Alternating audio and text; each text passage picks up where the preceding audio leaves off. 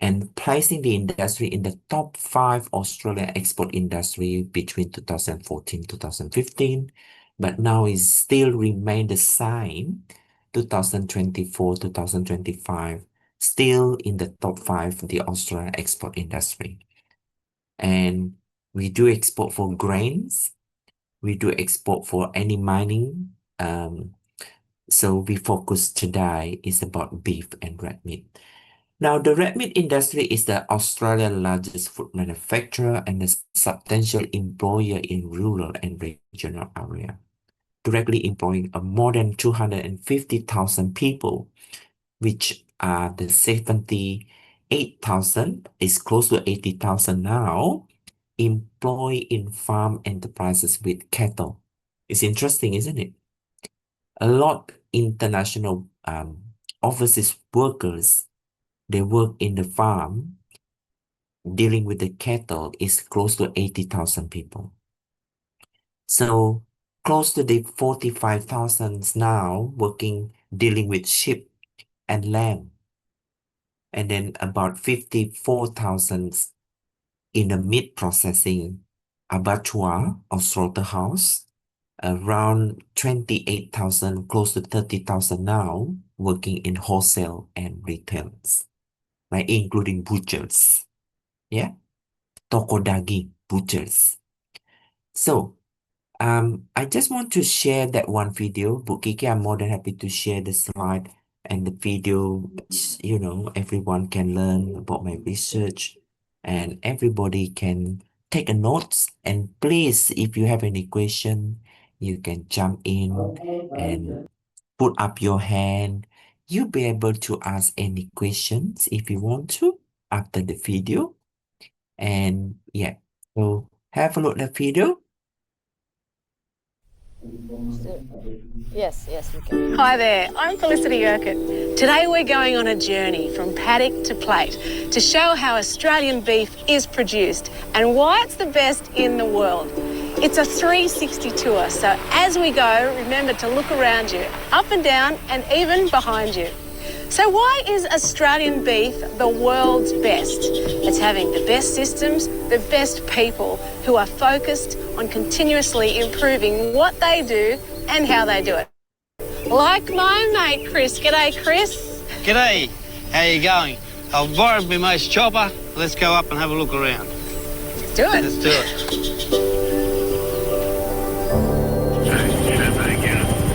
Australia's the best place in the world to grow beef. It's a huge country, so there's plenty of room for cattle to roam around and live in their natural state.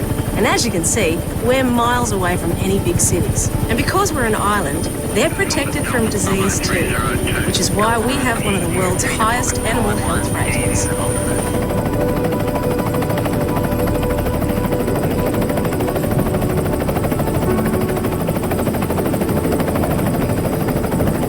Chris's family's been raising cattle for many years, and they'd like to do it for many years to come. Our whole objective here is to make their lives as stress-free as possible, because happy cattle means better beef.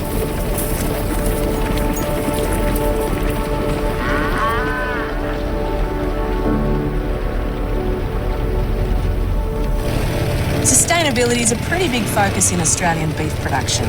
Emissions reduction, water use, animal welfare and land management. It's good for the environment and good for producing top quality beef too.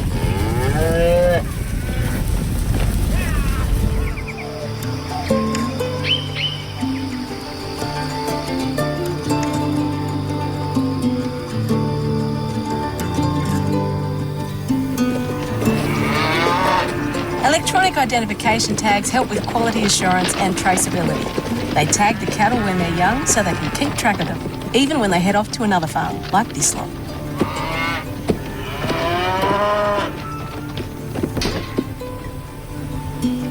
In Australia, livestock sometimes have to travel some distance, so we make sure we look after them. The focus on low-stress handling starts here on the farm and continues on the truck. It's important the cattle have enough room to be comfortable, but also snug so they don't get knocked around and hurt themselves as they travel. I mean, it's not like we can put seat belts on them. Plus, they're happier being kept together. They get stressed when they're not with their crowd. Let's hop on board, check it out with Rodney. G'day, welcome aboard. Transport systems in Australian beef production feature strict guidelines to make sure the whole trip is low stress for the animals.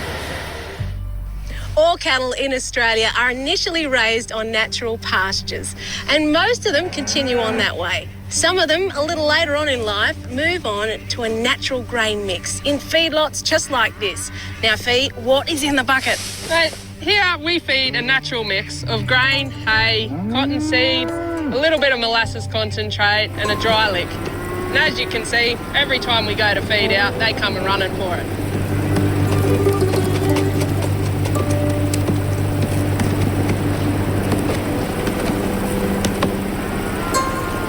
We use grain feeding to help take pressure off our paddocks, which enables us to let them rejuvenate and recover. It also enables us to turn over cattle, which gives a different flavour to the meat and enhances the marbling.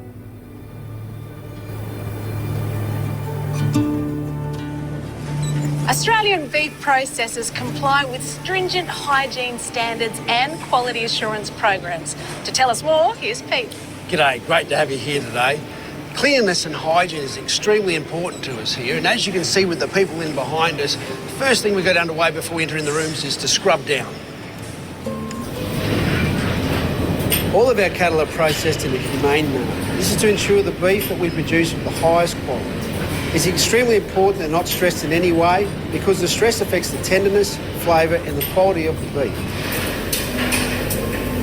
These guys are our accredited graders. They ensure that our beef meets the high expectations of all of our customers. The great thing is that nothing is wasted. The whole of the animal is used, and the beef can be traced right back to the farm.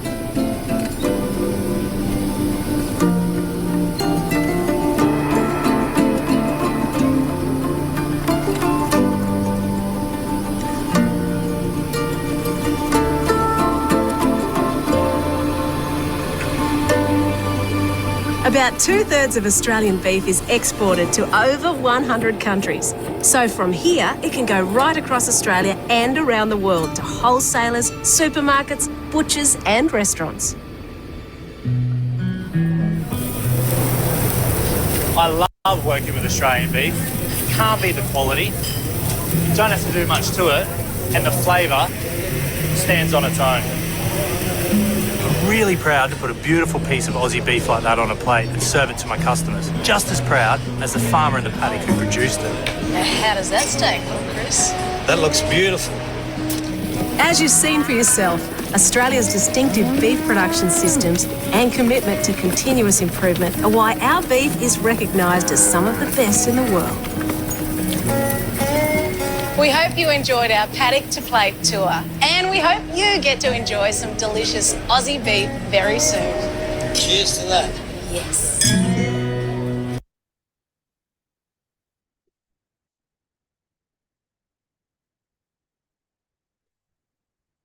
Okay, so if you look at the video presentation from paddock to plates, you can see and they mention about transportation because you can see the animal because if we transport the animal, it become more stressful for the animals as well. So the way they do handling the cattle and the processing and then producing with the high quality meat, the red meat, and until the final consumers enjoy for their dinner, and that's about beef supply chain. Okay. All right. So if we have another video, but I just, because I'm conscious with the time, but I just skip with this video, but you need to watch tonight. The second video, the video from US beef supply chain. So this video pretty much to differentiate between the Australia and the US beef supply chain model. Yeah. Okay. So have a look. As you can see and listen to the video presentation, the tour from paddock to plates, you can see from the breeding property, she mentioned about the feedlot, she mentioned about the backgrounding property, the auction, and the middle part of here is a processing, which is abattoir. You can see for the red meat industry, for the processing plants, they're doing very good. They maintain the quality, they maintain hygiene, they maintain, the quality assurance to ensure they produce the red meat, the processed beef product actually as fresh as possible and with the high quality, and consumers love it, right? So you can see the abattoir processing, and we also do export live animal. I think I mentioned to you before. And the live animal and import, and somewhere in Korea, maybe in Indonesia, you have to feed them, you know, and they process that, including the butcher shop somewhere in overseas. Then you have a supermarket there, and you got overseas consumers. Now, what happened? We are here in Australia, we also do the same. When it's abattoir processing, you got broker, so you got exporter from the processed beef. We also export processed beef a lot. Okay, so you can see the arrow, the exporter coming from the processed beef, and they export to close to 100 countries around the world. And the processed beef, we have wholesaler and importer as well. So in Australia, we do have food processing, we do have butcher shops, food services, supermarket, which is we have Woolworth Coles, butcher shops somewhere in the country, and we have domestic consumers, right? So this kind of the Australia beef supply chain structure. Okay.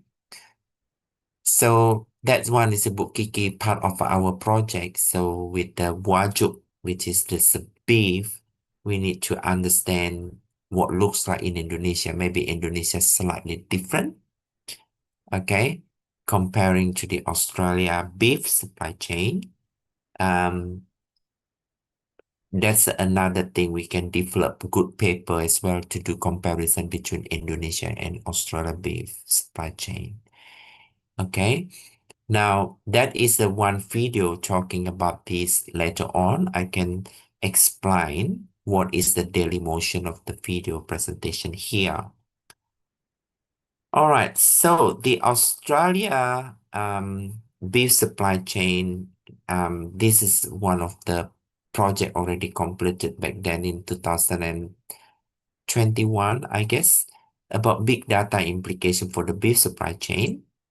So this project funded by Meat and Livestock Australia, so MLA, has started the process of developing a value chain digital strategy with the aim of delivering a range of data solution to the farm and the food supply chain.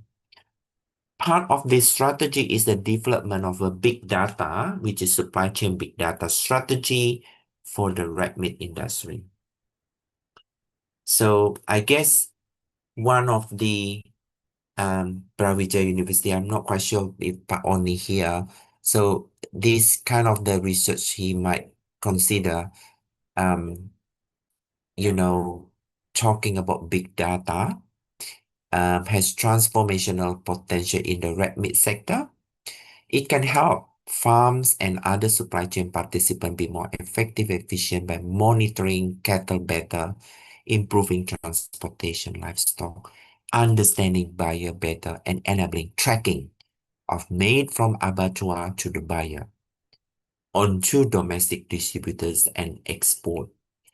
So that is a big data and tracking traceability still good research project at this moment.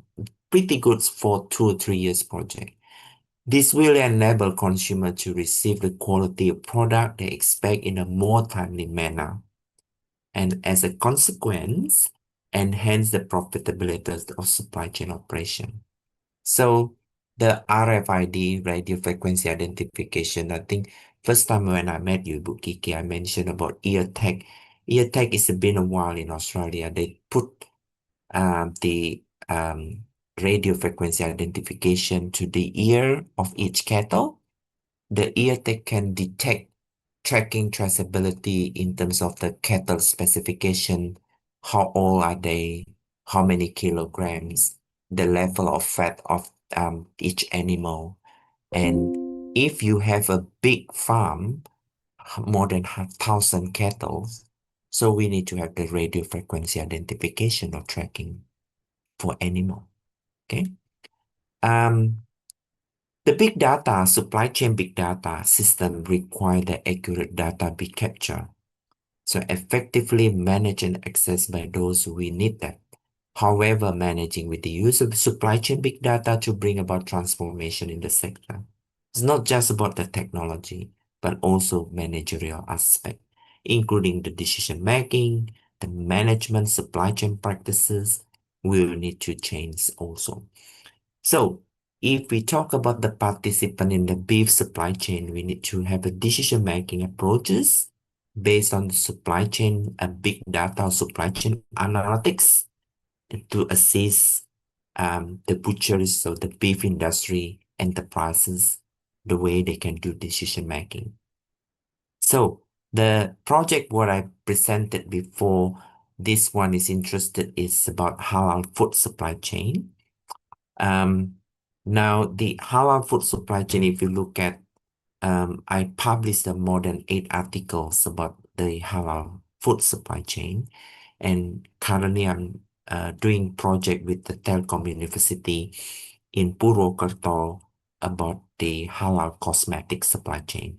So halal food supply chain, you know, the market for halal food is not evolving in a rapid pace. The global Muslim population projects to have a steady increase from 1.6 billion early 2010 now become maybe in 2030 become 2.2.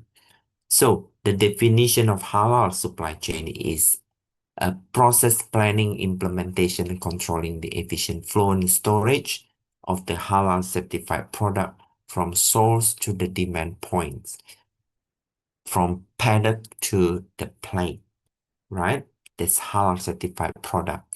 Now, Timan in 2009, so the research project halal supply chain, halal food supply chain is been a while. I think it's about more than 10 years now.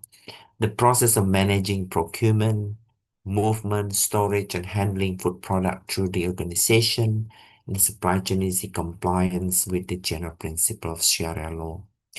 Okay.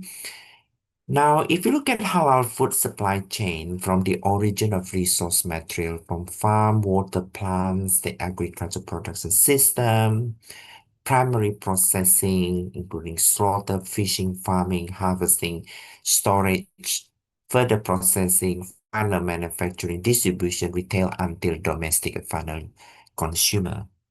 So if you look at here, halal food supply chain from end-to-end supply chain, you can see, not that easy, so complex. How we produce beef or consume beef, make sure from farm, from um, the feedlotters, from pastors, and make sure, still remain halal, right? Still keeping for the halal certifications there and ensure the customer trust and consumer trust and whether they purchase the product from the butcher shop and they can consume that because many meat company or food industry or food and beverages, this is something you really need to understand what the consumers needs. Talking about literature review on halal food supply chain, we have consumers' point of view, we have halal industry market potential, identification, branding, standard, quality assurance, certification, corporate social responsibility, issues in the halal industry. So if you look at these kind of the year when they publish, a lot of papers published in Journal of Islamic Marketing and the British Food Journal, and this is the area of the halal food supply chain so far. So we come up with 7 area of study, And if you look at the previous study in halal industry, for example, this is the definition you can see. So my doctorate student back then in 2012, so his name is Hafiz Julfakar. Hafiz Julfakar is one of the academic scholar from UITM in Kuala Lumpur. So one of his PhD was about the halal red meat. And he come up with the definition of halal food supply chain applies the same principle as conventional or generic supply chain with a special exception on the type of product that have been handled. And then this kind of the definition of the halal food supply chain itself. Now, can I just share with you one more video before I'm taking question and answers? Can everybody look at that video once again? So see that video.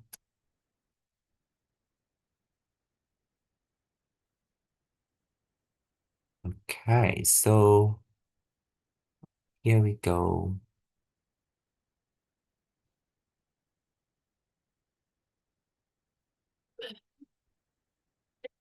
Intense scrutiny on supermarkets and how they deal with farmers, Woolworths has opened the doors to its red meat supply chain in a way that has never before been done by a supermarket in Australia.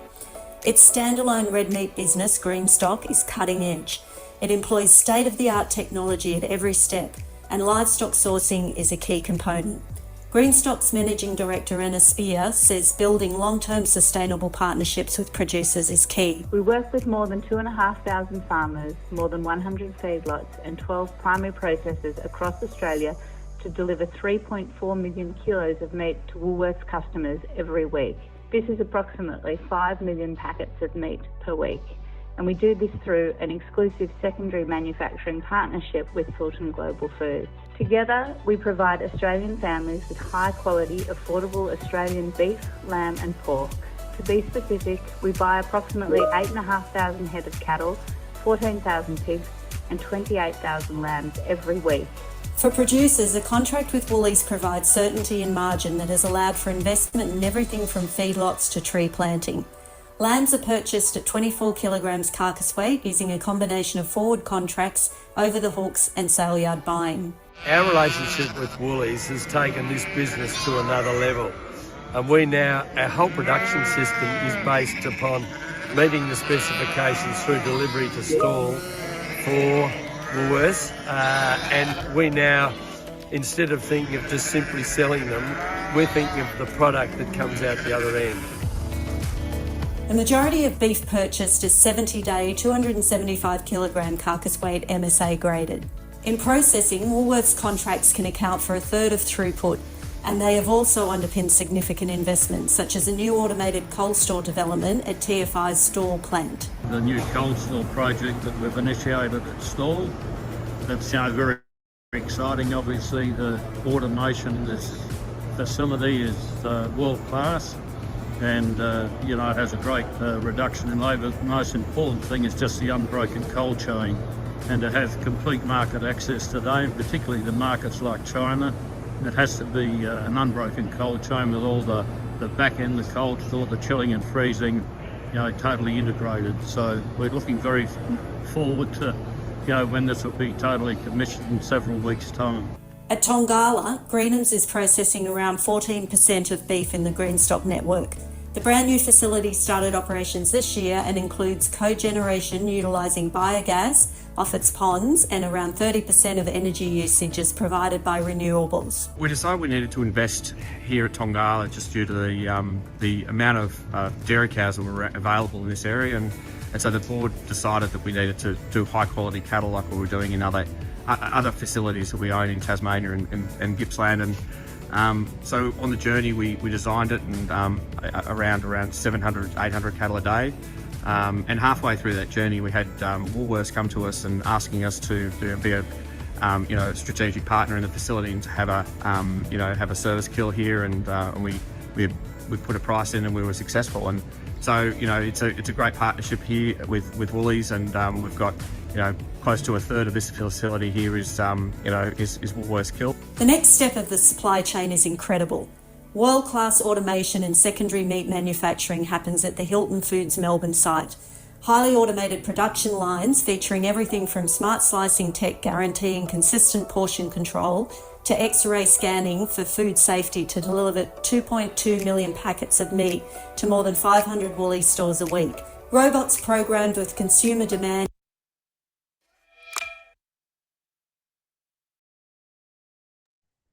Okay. So if you look at, um, ladies and gentlemen, it's one of the example, Woolworths. Woolworth is the largest supermarket and in addition to Coles.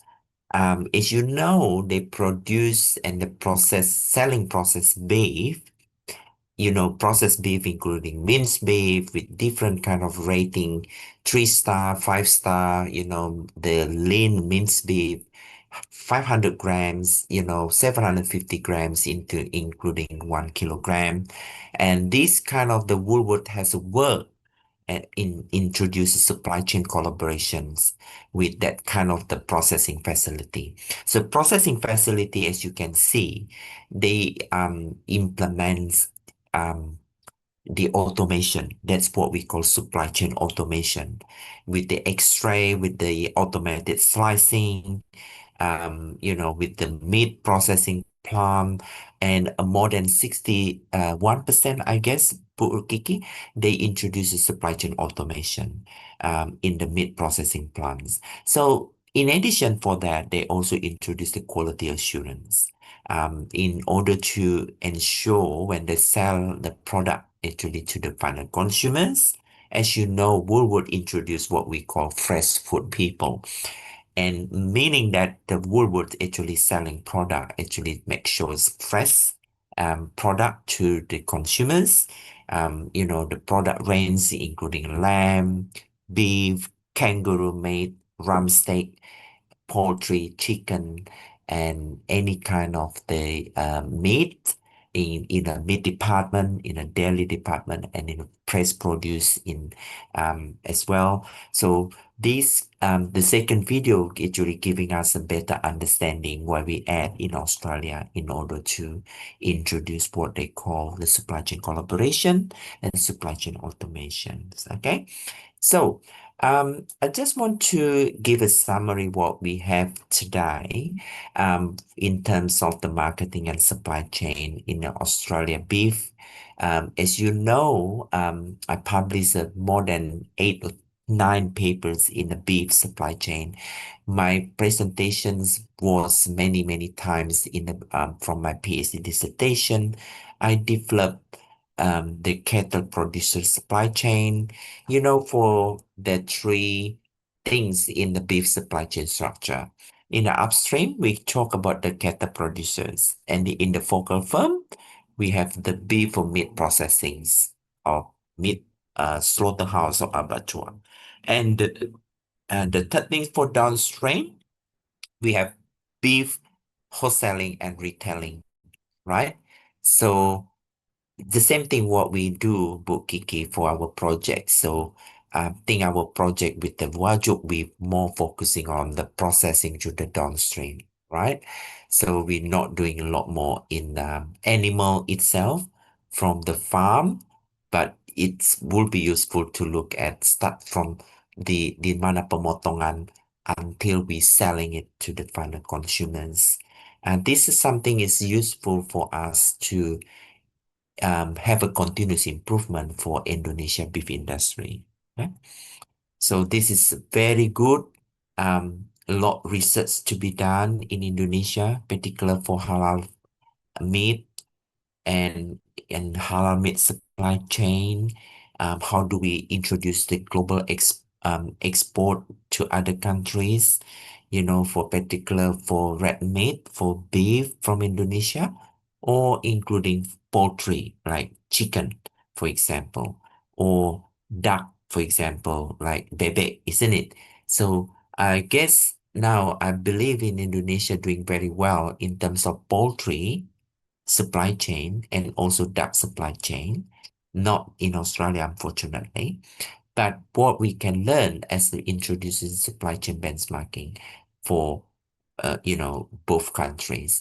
So, in conclusions, what I presented today is everybody understood what is the evolution of the supply chain structure in general, supply chain structure for the beef in the Australian context, as well as what particular you can see those two videos presentations from the beef industry in Australia as a case study, as well as the project what I presented in halal food supply chain. So because conscious with the time, I'm more than happy to let you to read a lot of my papers, right? They all published anyway, and you can see so many papers published for halal food, halal logistic, halal supply chain, halal meat, halal beef supply chain performance, supply chain practices, supply chain sustainability, marketing, which is the halal context and the global marketing context, etc. So, again, thank you for having me today in that presentations. So you are amazing. And again, this is a good collaboration with Kiki. Any questions from the master, PhD, undergrad staff, any question, most welcome.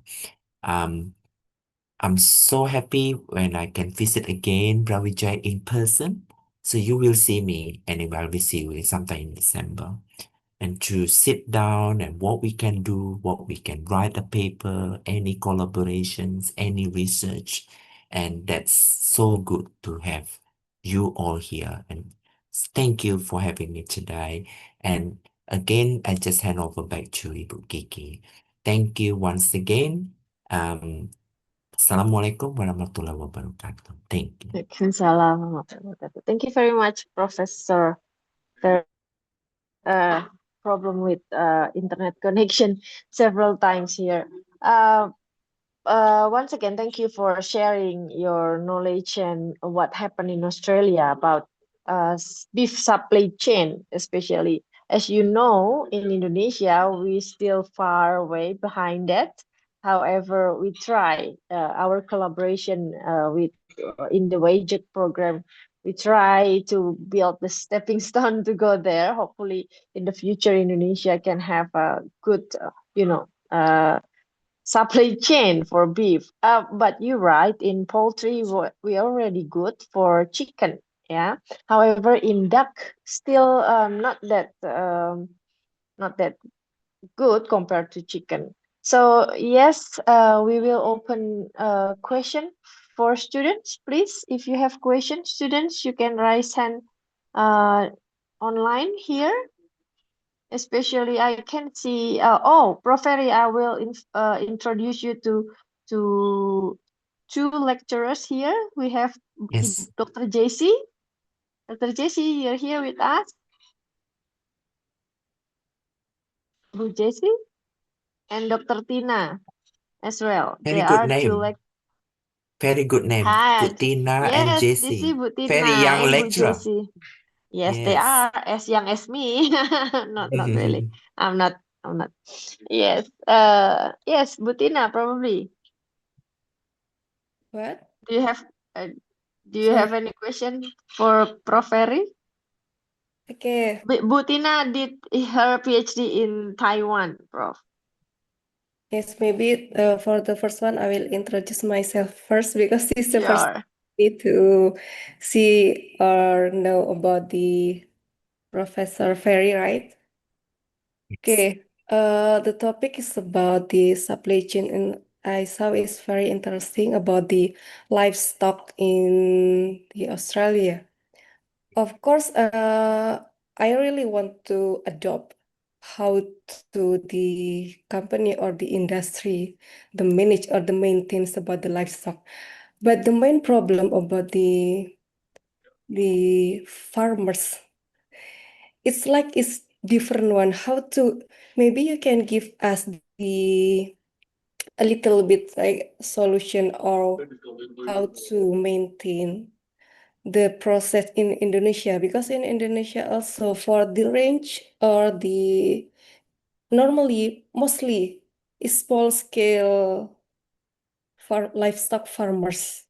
So how Mm. we can adopt, because it's so amazing and so interesting.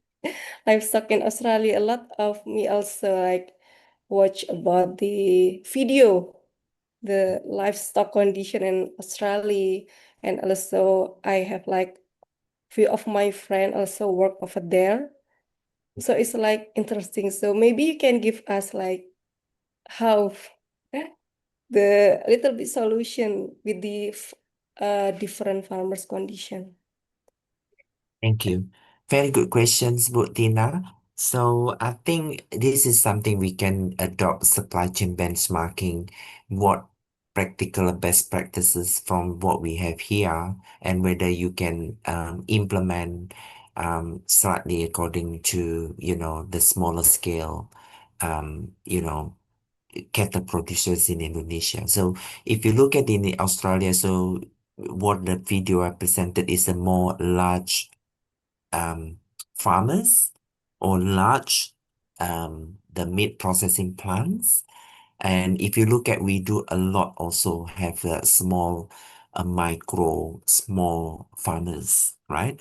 So, and number two, once you adopt the supply chain benchmarking, what particular way you need to have a training adoption to the smaller farmers, make sure they understand with a simple way what is the beef, from paddock to plates, and how do they manage the cattle to ensure the kettles actually can have a producing, high quality, because when it comes to the red meat consumption. So training adoption is a one thing as well. And number three is a lot support. This is something what we call the mentoring supply chain, uh, uh, you know, um, the government support. Like Australia, we do have a lot of mentoring government support for the micro farmers, to help them, you know, um, in order to produce with a high quality product. This is a very important thing as well. And number four, we need to look at what we can adopt supply chain collaborations, meaning that I'm sure Indonesia has very good record in terms of the collaborations, um, with the transportations, with other, cattle producers, and other growers. In this kind of that supply chain collaboration, we work together how we can solve the problem. And the kind of supply chain collaboration, we have a problem, how we can solve the problem, and how can we improve the supply chain process, the supply chain performance. This is we can help, get help from the supply chain collaboration. And number five, what I can suggest to the micro and small farmers and producers, and this is something I think I guess you be able to have. I think I'm sure Indonesia has one what we call the farming association. We do have Australia Beef Farming Association. Um, you know, Beef Farming Association is every single states. So every single year we do have a congress, we do have kind of symposium, and we do have kind of the expo, and what we can learn from others. Yeah. Basically, for example, Butina, you're doing very well, and then how can we learn from you, right? Through that kind of symposium, the Beef Expo. Now, every year we do have Beef Expo. Every single state, they need to host that, Ibu Kiki and Butina. This year, actually in Queensland, and next year, hopefully in Perth. So hopefully from Wajud researchers, from UB through Nojoyo, as well as from UNESA, be able to visit Perth, Western Australia. So this kind of that learning, because Beef Expo is not one day, it's gonna be 3 until 5 days. Because every single day they have so many sessions. talking about technology, talking about the pemotongan, slaughtering, and then testing, and then we talk about the packaging, transportation, etc. Okay? Because if you look at beef supply chain, it's so complex. Yeah, Putina. So hopefully I can answer your question. Now, if you want to look at this kind of the answer, you can see my paper. I think I published the cattle producer supply chain back then in 2014. So this paper, a lot people viewing and reviewing and reading it, my paper. I think more than, I cannot remember, I think more than a quarter million people reading my paper already. So just have a look, all right? Those papers in the in the Emerald Insight, those paper already published. Yeah, Emerald Insight, which is a Q1, and feel free to read that. Thank you. Yeah, I see. Thank you very much for the explanation. Very interesting about your scholar. Maybe later I will ask Bu Kiki Yes. what your Yeah. name. And Yeah, also, sure. do you think we need to research or analyze about the farmer's perception maybe? Because even though we need the extension on the farmers and also the government how to try to improve about the production or maybe for the supply chain process. Sometimes the farmers still the old opinion, like the old thing. So That's maybe right. how do you think about if we need to research about the sometimes psychological factors from the farmers about the Yes, supply chain? Maybe you have of course. This kind of research can be can be conducted about supply chain psychology aspect. We look at the kind of behaviors, kind of the attitudes. We can introduce the theory of plant behaviors for the farmers, and you can collect the kind of data from that kind of the results of that survey or that kind of the research results, and what you can propose the recommendation for that, and you can test that recommendation for as a second stage, right? So I think it's a very, very good and valid point of research, Ibu Tina. So, if anything, you can, any hibah bersaing, you can try to propose that research more welcome, to just, invite me, or if you want to talk about that, what we can do for the research. The end of the day, I'm sure actually Brawijaya has good access to collect the data. And the thing is, the idea of the research need to be established well, and need to be communicated well, and need to look at some of the good papers, whether the papers can be done in that particular in Q1, and what we can develop that research proposal and methods, how we solve that problem, for example, itself. So this kind of research is come to the research-based problem, and looking at the psychology aspect and the attitude and behavior for the farmers, the cattle producers in Indonesia, and you can scoping, based on the East Java or maybe in the Java Island, and you can look at different aspects for the psychology in theory into the supply chain itself. I'm not good in the psychology, but the thing is attitude and behavior for kind of the research, you'll be able to see that. So I'm a supply chain subject expert. Anything in the supply chain, of course, the supply chain research is so huge, yeah, Bu Kiki is huge. Even marketing is huge. So you really need to specify the sub area of that research. Because if you look at that supply chain for beef, you have transportation, quality, you can see the food safety, food security, Pak President mentioned about ketahanan pangan, for example, yes, and this kind of even food security and technology is huge, right? The supply chain, you can see distribution, retailers, manufacturing, food manufacturing is a beef processing plant, even transportation and the truck, even the global supply chain, because you also need to do export, right? And how we understand the global consumers. Yeah, the global consumers. Because exporters need to know the global consumers' attitude and behavior, right? How we know, and then we need to develop kind of the good model, conceptual framework, and then you can test it empirically using the statistical method, using the mixed method. I think Bu Kiki, we just mentioned that.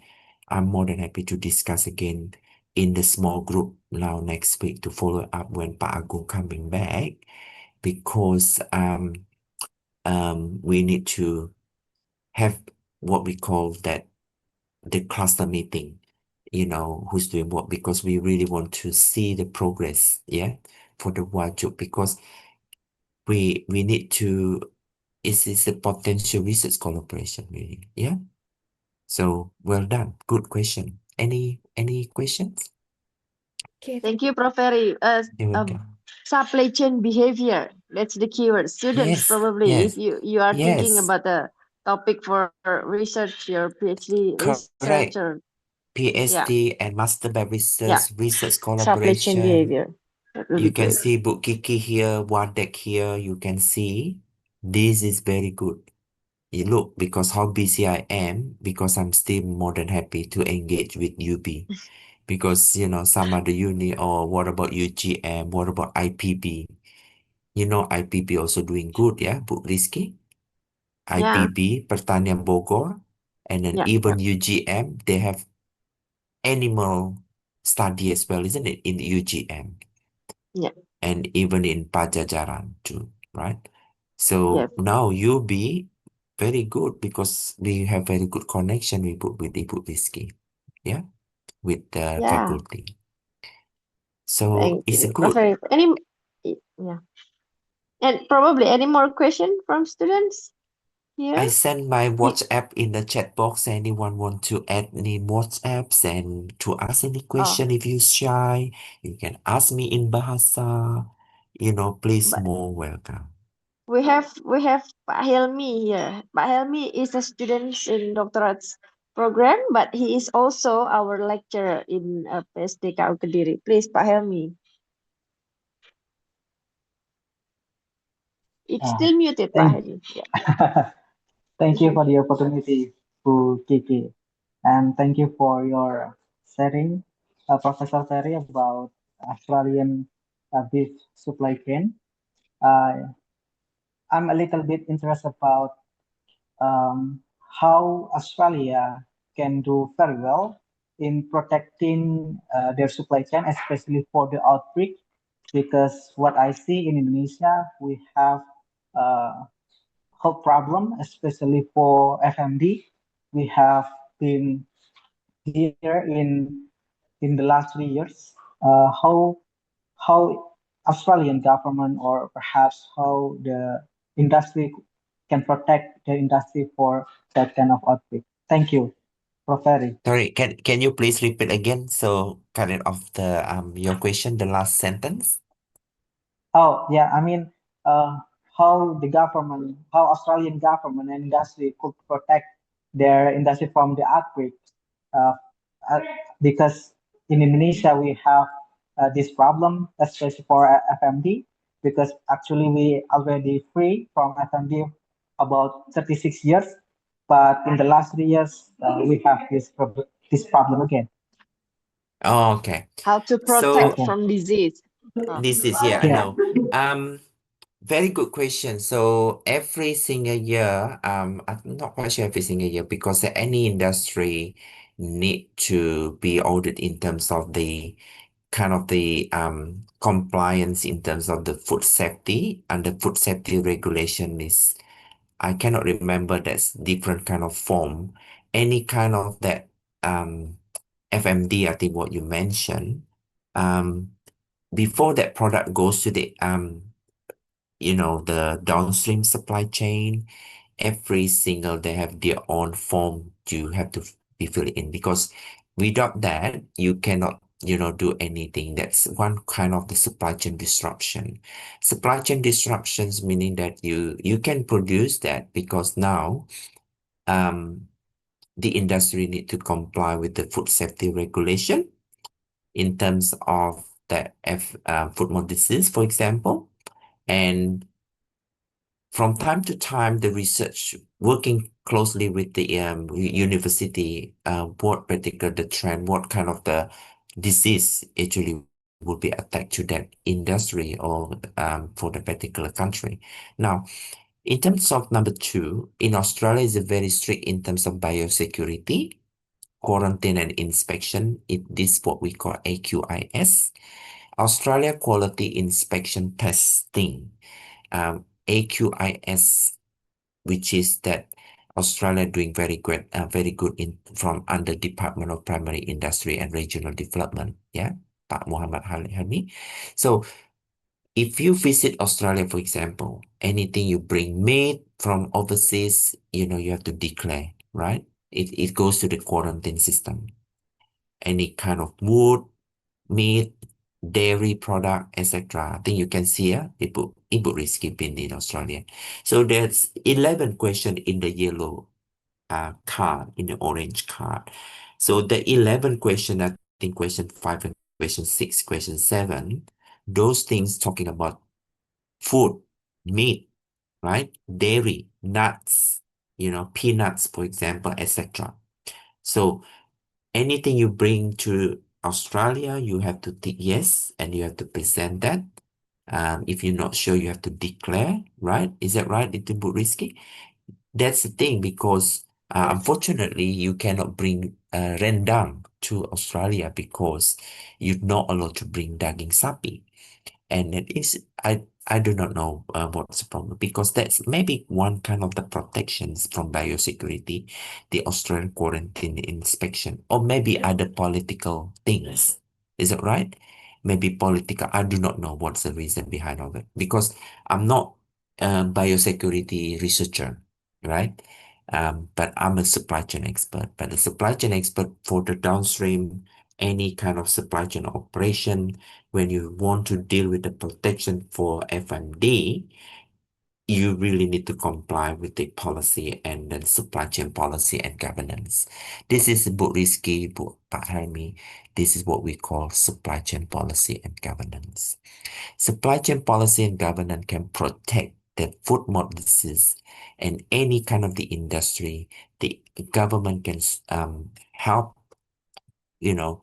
And number two is the R&D, research and development as well. Is that right? The research and development can help how we work together to prevent, right, the foot and mouth disease for Australia. And the end of the day, because if you can't comply with that, and how the global consumers trust, is that right, Bu Kiki? If the global consumers not trust how bad the product you're selling to other countries, and that's why the global demand, global sales for itself for the processed beef or processed lamb would be declining because the consumers not trust. Exactly the same thing with the halal certification. And when we export kind of beef to certain countries such as maybe Bangladesh Saudi Arabia, for example, and the global consumer really want to have this halal certification. Yeah. Is that right? The halal certification. So halal certification can remain halal. Exactly the same thing, Muhammad Hani. Look at the transportation until, the finished product. Make sure all the logistic transportation, all the product remain halal. Even though the product is still under halal certification, the halal certified in that logo, in the label is there, but unfortunately the transport, the truck, break the system, because they combine with the non-halal product in when they transporting to the other destination. Does make sense? Pak Muhammad Helmi? There's a problem. Yeah. Because it's contaminated, especially in the storage. Yeah. In the warehouse. Even in the product display. So right, Bu Rizky? In the product display, you can't have a side by side. For Yeah. example, like prosciutto, when the next to it is Mm. lamb, you can't, right? Especially you really have like one tray and next tray and you sell it. You can't because what happened, the same butchers, they use the same glove, yeah? Mm. For example, Yeah. customer A, I use the same glove, you buy ham, bacon, Yeah. and Muhammad Helmi said, oh, can I please get half kilogram that's processed beef, for example? And then I don't understand because you are, um, really looking for the halal product. And then you also don't understand. And then suddenly you, same glove, and you touching that, and then you touching this. And especially for beef salami, is beef, Bu Rizky? Mm. Yeah, Beef yeah, yeah. salami is a halal, right? You can Mm. have beef salami for sandwich Beef. in Indonesia. Now, Yeah. unfortunately, prosciutto in the slicing, prosciutto is from pork. Yeah.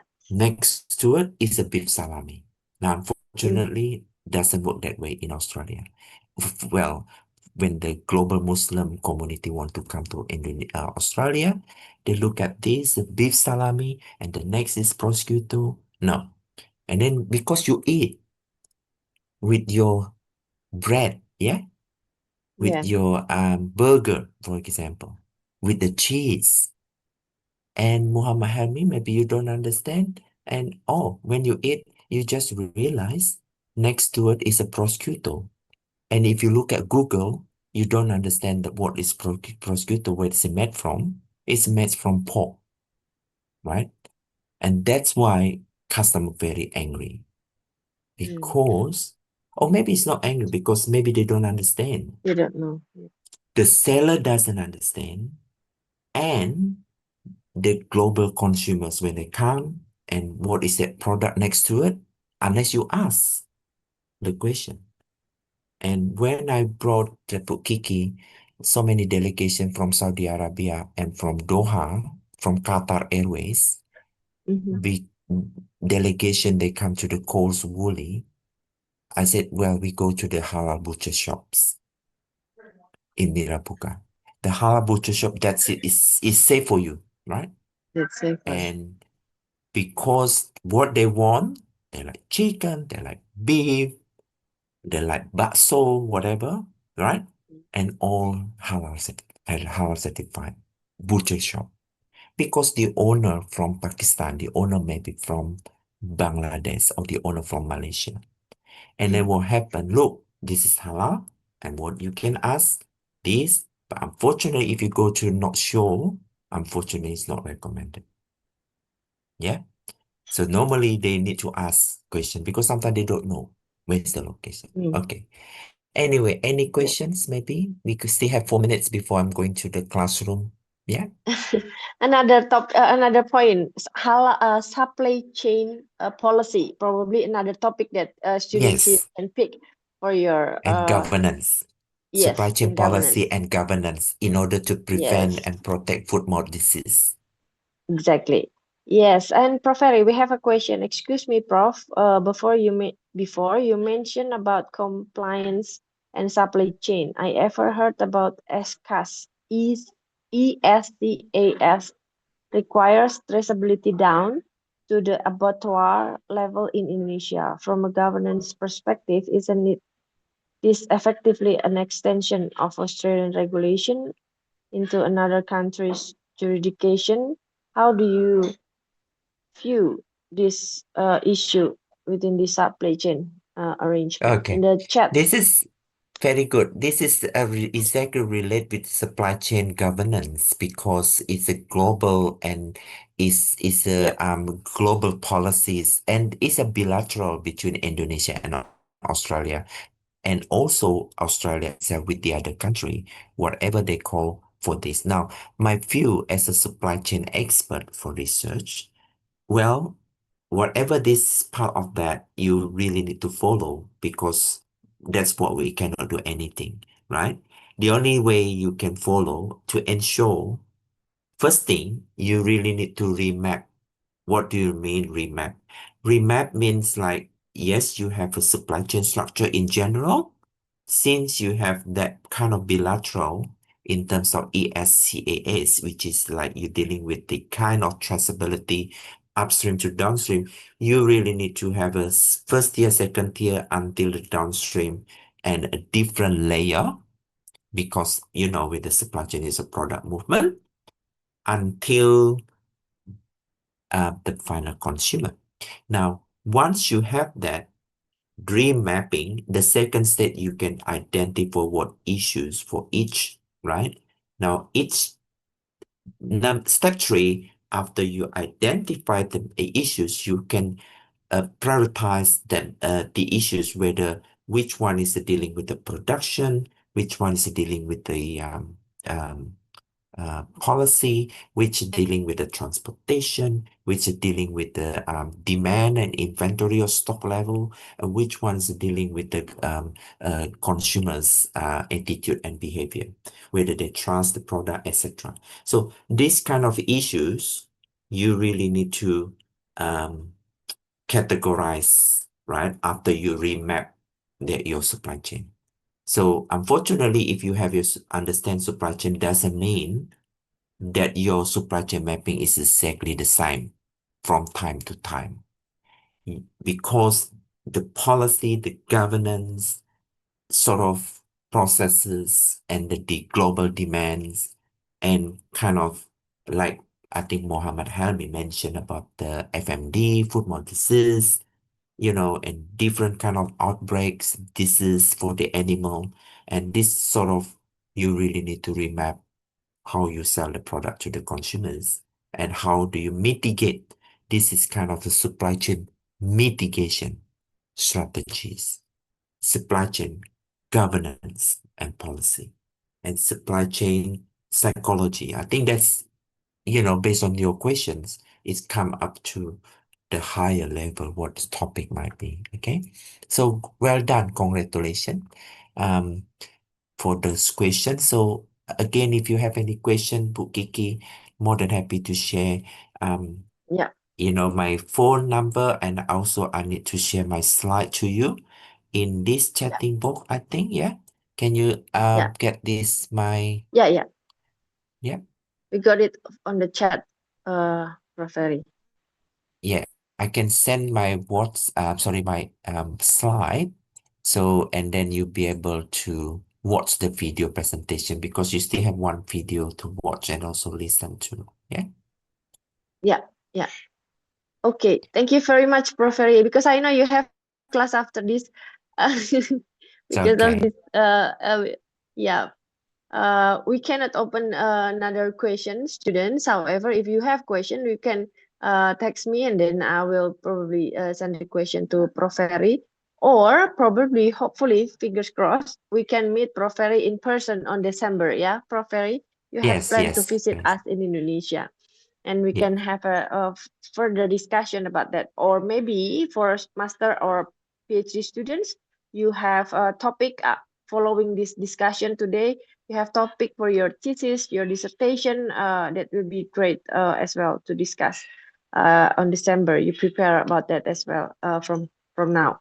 And probably, Prof. Ferry, before we finish our class today, I will invite students to open the camera Camera. and we have the Take photo. documentation. Yes.